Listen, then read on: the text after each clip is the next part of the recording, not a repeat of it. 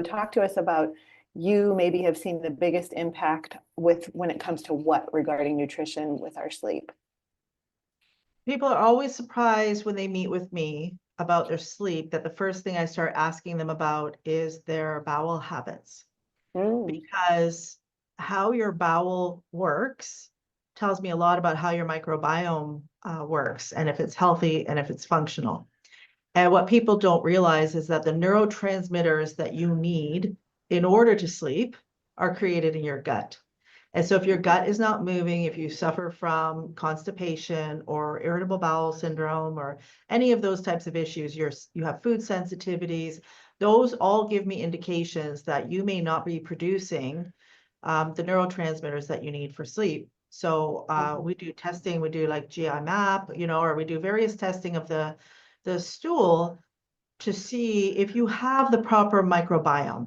Some of the patients I see, they may be low in certain areas, and that's fine, we can boost. But other people are actually completely missing certain the microbiota that produces. For example, I had a patient a couple of weeks ago. She does not have the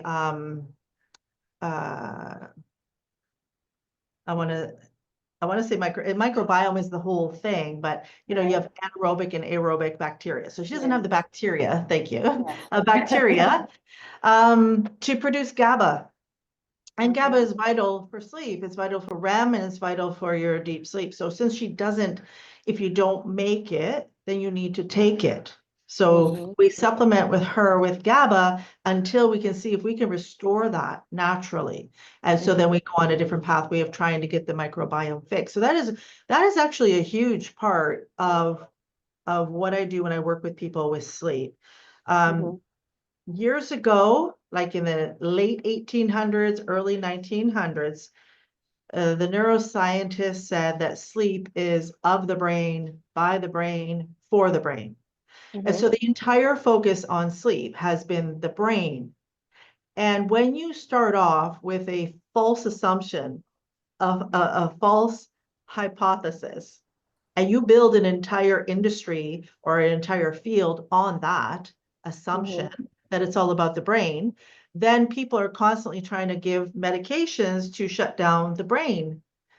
So the medications that people take actually compound the situation so much more because they're not looking at the gut.